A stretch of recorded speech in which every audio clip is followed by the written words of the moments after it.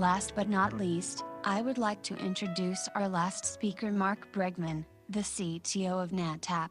As our last speaker, Mark Bregman will deliver a speech on the most important thing in this information society. It makes a prosperous society, improves productivity in an organization, and I also gain my life thanks to it. It's the data. We are living in the world of data. Data will strengthen, empower, and transform organizations. To survive in this rapidly changed world, organizations should respond quickly to constantly changing demands. Mark leads NetApp's strategic technical direction. He has rich experiences in the technology field. As the CTO of NetApp, he makes NetApp continue to have the best technology offerings in a dynamically evolving market, inspiring engineers toward the long-term technical goals of the company, and helping to set and maintain a culture of innovation. Ladies and gentlemen, let's give a big hand to our special speaker, Mark Bregman.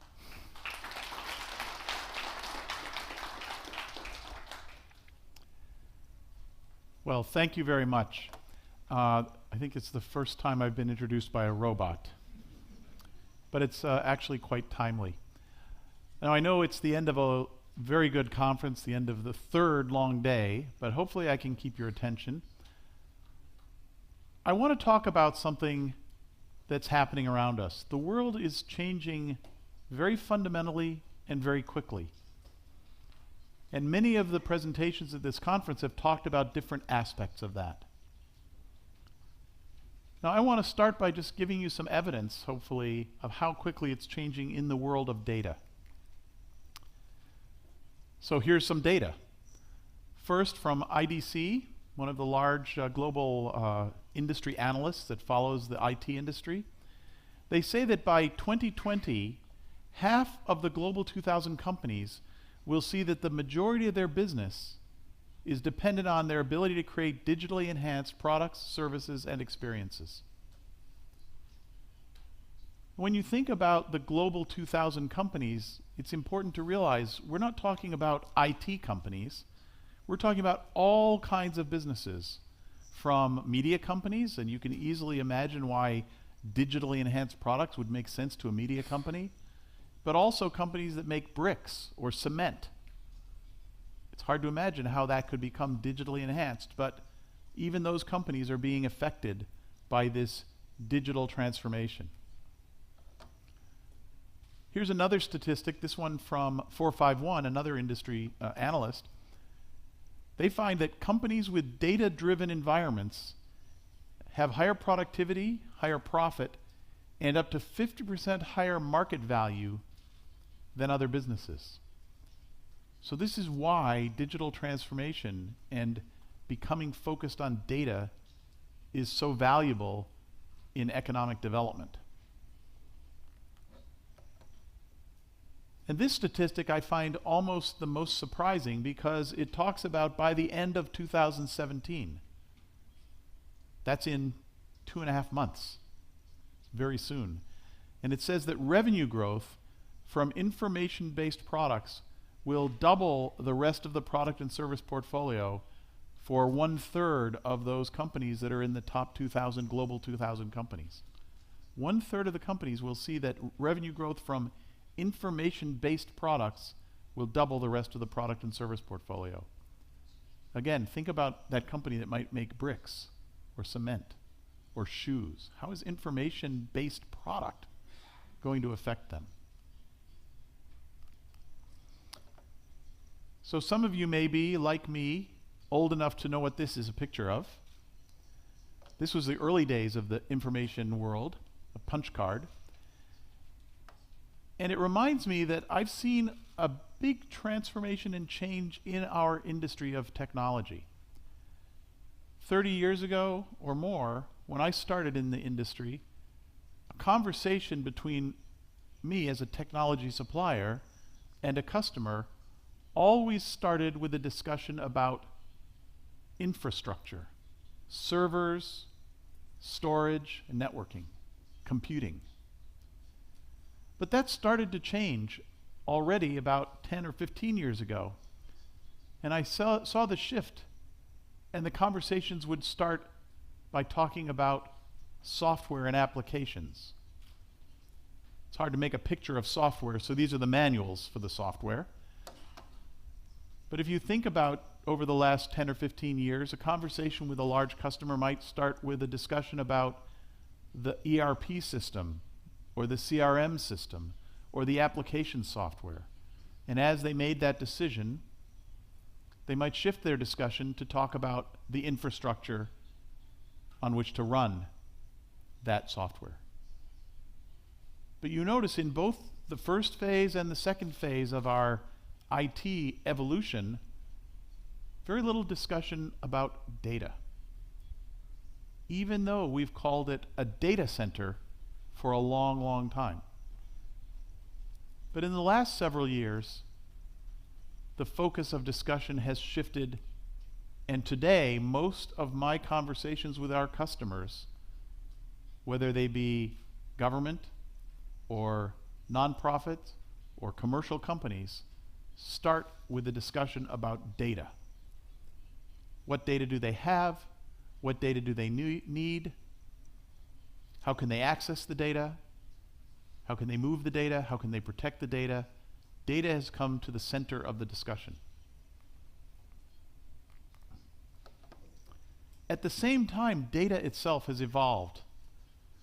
So in the early days of the technology industry, it was very expensive to store data.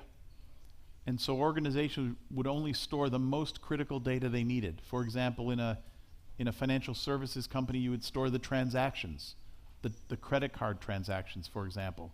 And you can't afford to lose them because then you can't bill the customer or pay the merchant. So this had to be stored on very reliable storage systems, sometimes multiple copies, which is why it was expensive to store. But more recently, in the last few years, we've seen the explosion of so-called big data. And even that bank today is storing not only the transactions from my credit card, but maybe they're storing all of the items that I looked at on their website, the clicks that I made to understand my behavior. Now that data is not as critical, so they can store it on a simpler system, but it's valuable in aggregate. That's led to these three facts that have occurred with data. It's become more and more and more distributed. That picture I showed of a data center from probably the 1970s, all the data was in that one room on the mainframe computer. Today, the data is on my mobile phone. It's in the cloud. It's on the servers in my enterprise. It's in the servers operated by a software as a service, SaaS vendor. My data is everywhere. It's also more dynamic. Back in the era of punch cards, we would run a report once a week, maybe once a month. Today, I want real data, real time, right now, most up to date, dynamic data. And the data is much more diverse. It's not just a database transaction for a credit card. It's image data. It's so-called unstructured data, just text. It's machine learning data. It's data reading from IoT devices. It's a very diverse family of data. Let me give you an example that maybe will put this in perspective. So this is a picture of a road map in the region where I live near San Francisco. And if you go back 20 or 30 years ago and you wanted to go drive somewhere on a trip, you would buy a map like this. It was printed on paper. You hopefully had the most up-to-date map. Maybe it's this year's version. But if a road changed, you wouldn't know it. Even then, even 30 years ago, the producer of this map was using digital data to produce the map, but when they finished the production and design, then they print it on paper and they deliver it. But that world changed, and it changed as we got more and more digital information. I bought a new car around the early 2000s. It was very advanced. It had a navigation system. It had maps. And every year I get a new DVD or CD with the maps, updated maps. Still not very up to date, but at least it was able to be easier to use than paper. And then the internet opened up the possibility of getting a map from Google Maps online. Before I go on a trip, I can look up the latest, most recent map. Maybe I can print it out and bring it with me. With mobile devices, I can now do that with my mobile phone and get live maps. But today we've gone one step further. How many of you have heard of an application called Waze? Does anybody know that? A few people. It's very common in the US. Started by actually an Israeli company, which more recently was purchased by Google. So this is showing you the evolution from the paper map on the left-hand side, the 2000 year edition, so every year you get a new one, through the digital navigation, maybe on the web, through mobile, and now we get to Waze. And so what is Waze? Waze is an application on my mobile phone that takes the data from the Google map, but it also takes data from the local transportation department, information about road closures or road maintenance. It may take information from the weather service to tell me about flooding or other things that could affect my travel. It takes information from other users, other people who are using Waze. So as I'm using Waze with my mobile phone and I'm driving along, my mobile phone application is sending them data about my location and my speed. They look at that and they connect it to the map and they say, oh, this highway, all the drivers on this highway are going very slow. There's a lot of traffic. The users are the sensors. And then they send me information saying, there's bad traffic ahead, go on a different route. It also allows me to put in my own information. I could say, oh, I just saw an accident, or there's a pothole in the road, or there's a police car hiding behind a bush trying to give you a ticket. And that gets put on the map in real time. So now, here's an application which is taking data from all these different sources in all different formats. I mean, technically, some of it is in a graph database, some of it's in a document store, some of it is in a column store. They have to take all this data, very dynamic, very diverse data, put it all together and deliver it to me on my mobile phone in real time. So that's a radical evolution of this one type of application, mapping. And it shows how diverse and how distributed our data has become.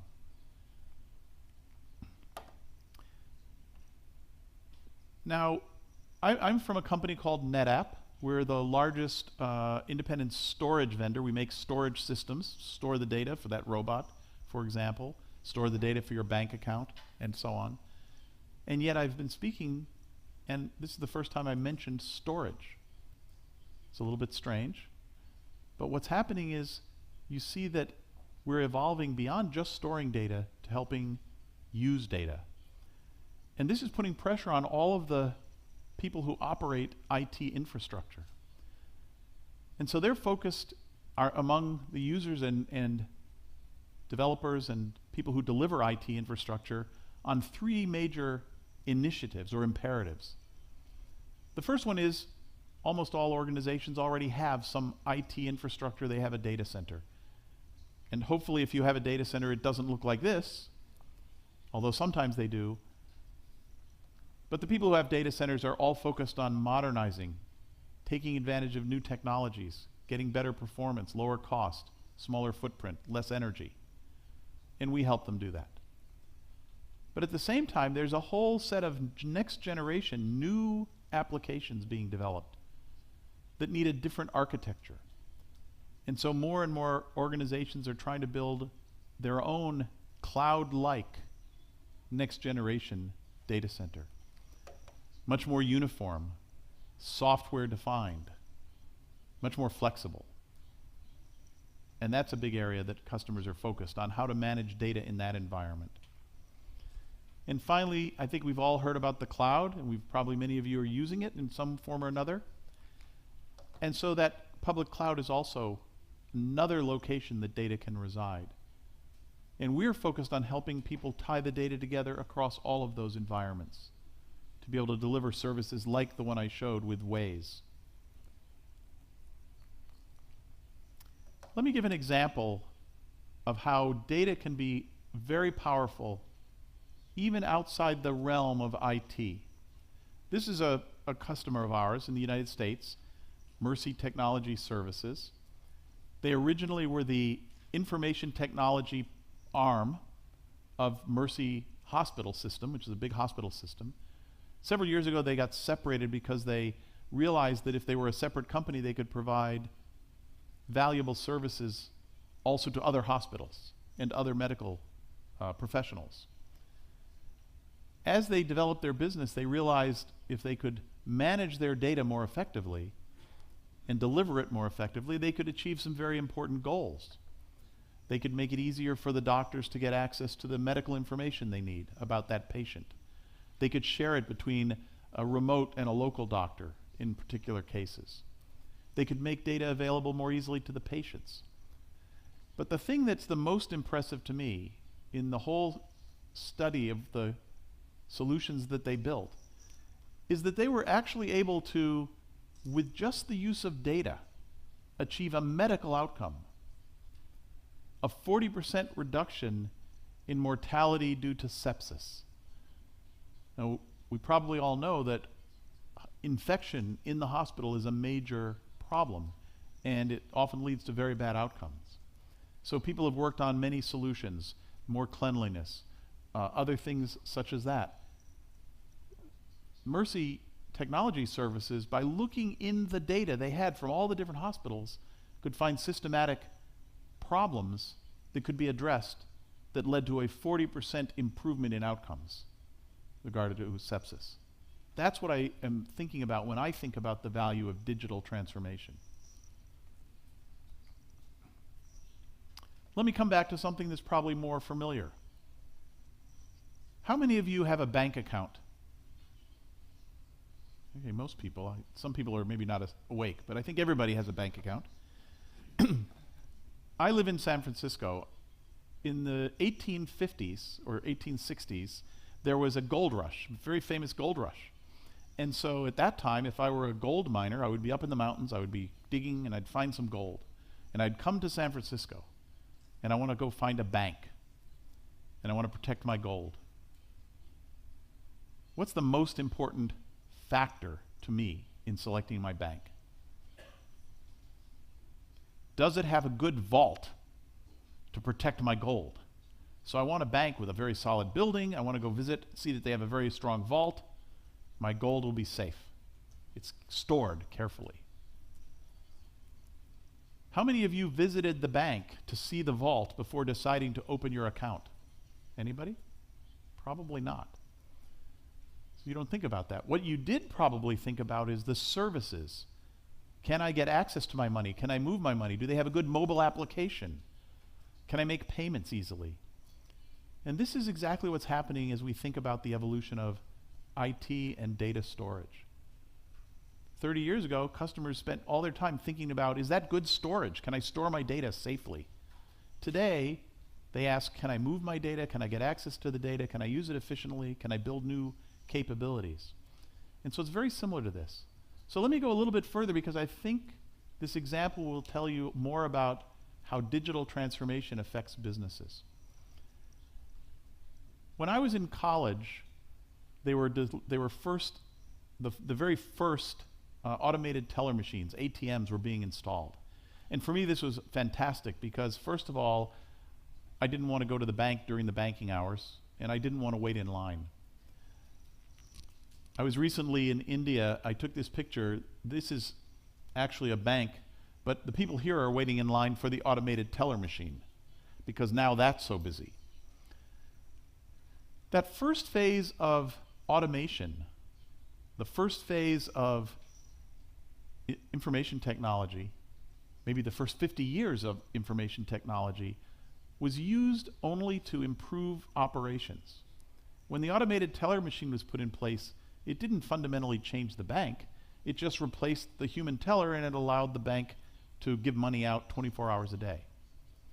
And that was true for accounting systems, for inventory management, even such things as computer-aided design and computer-aided manufacturing. They didn't fundamentally change the business. Starting in the late 1990s, we started to see a new use for information technology and data, And that was creating applications that could change the relationship with the customer. Today, you're probably like me, you use your mobile phone to do your banking. I communicate with my bank many times a day through my mobile application. But I haven't been in a physical bank branch probably in 5 years. And I actually don't even go to the ATM very often, because now I can go out for dinner with you, and at the end of the meal I can send you the money without even having to get cash if we want to split the bill. So it's a big change. But still, this isn't what I mean by a digital transformation. That is still a bank. It's still fundamentally in the banking business. But today what's happening is banks are starting to recognize, and other companies, that access to this data is allowing them to create innovative, new, very different business opportunities. So if I'm a bank and I have a very nice bank mobile application, and I know how you're spending your time and your money, maybe I can create a new application that allows me to help you with travel or shopping or other things that aren't part of banking. New opportunities because of the data that I have. So companies today are transforming digitally to create new value, new opportunities. Let me give you another example that's very close to home because it's a friend of mine. He's a successful entrepreneur and a venture capitalist, and he owns a house in Hawaii. And he's a little bit eccentric. He loves the sound of the whales, you know, the whale song, which when the whales are near the beach from his house, he can hear it. But he couldn't train the whales to stay there. They swim away. And he wanted to still hear them, so he thought about how could he do that. And together with a colleague, he invented a thing they called a wave glider. It basically looks like a surfboard. Underneath the surfboard are louvers, like a Venetian blind, if you know what that is. And in the waves, there are always waves in the ocean. The surfboard's moving up and down. And this thing underneath is going like this as it goes up and down. So it's swimming through the water. So without any energy added to it, he can make something move. And then he puts some solar panels on top, put in some electronics, put in a rudder, and he now has a completely self-powered, autonomous, waterborne vehicle.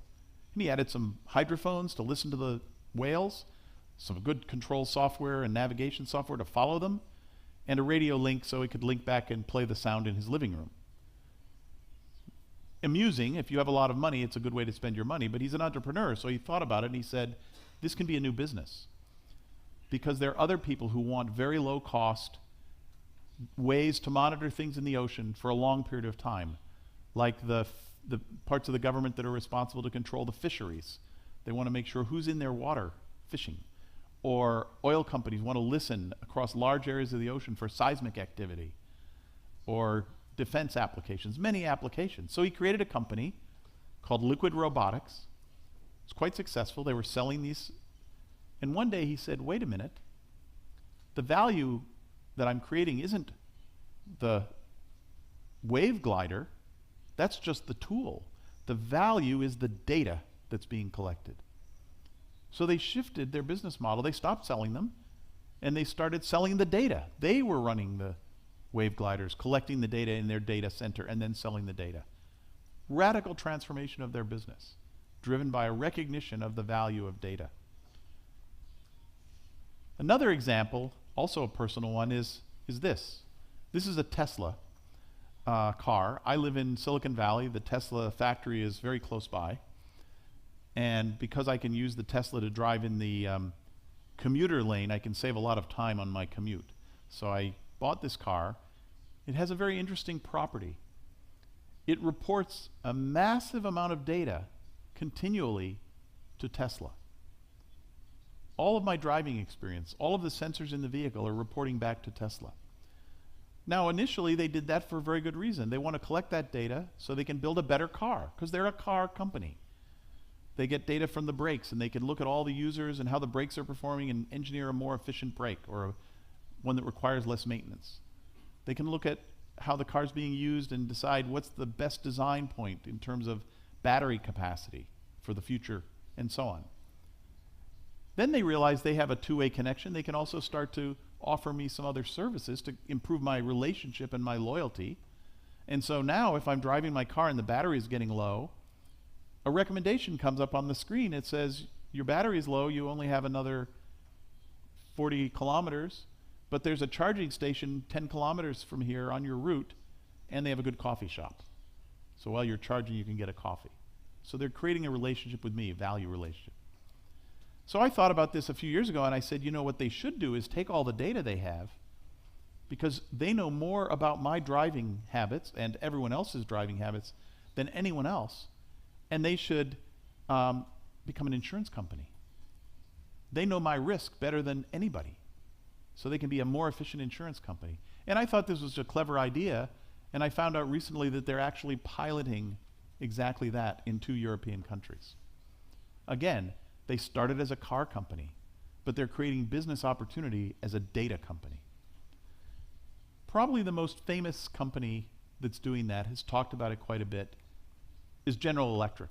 I think everybody knows General Electric. They build massive industrial equipment, like this locomotive or jet engines or power plants or medical equipment. And for years, they've been using data to help make the service of that business, of those products, even better. But a few years ago, their CEO, Jeff Immelt, started talking about General Electric as a data company. And they've even gone so far as to speculate that in the future they might give away a jet engine to the airline and make their money by using the data they collect from that jet engine to help the airline operate more efficiently and share in the savings because of that efficient operation. Become truly a data-driven company. So at NetApp, we're building tools to help customers innovate and help empower them to change the world with data, to think about their businesses, think about their organizations, for governments to think about their countries and their population, and ask the question, how can I use data more effectively to create new opportunities, to grow better prosperity, and to change the world? So when you leave here, how are you going to change your world with data? Thank you very much.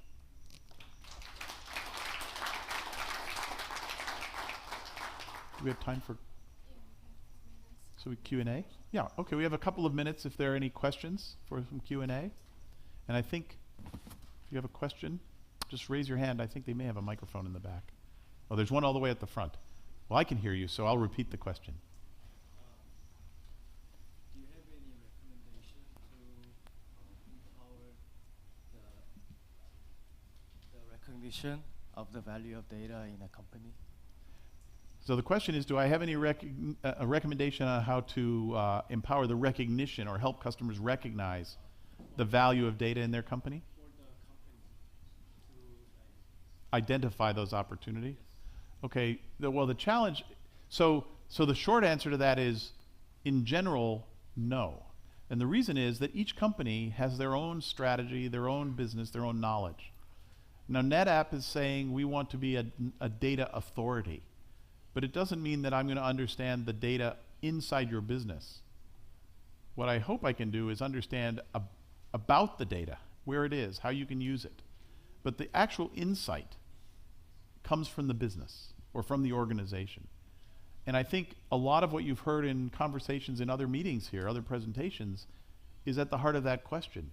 How can we use data, for example, with machine learning to create new insights in all different areas, from healthcare to manufacturing to economic development?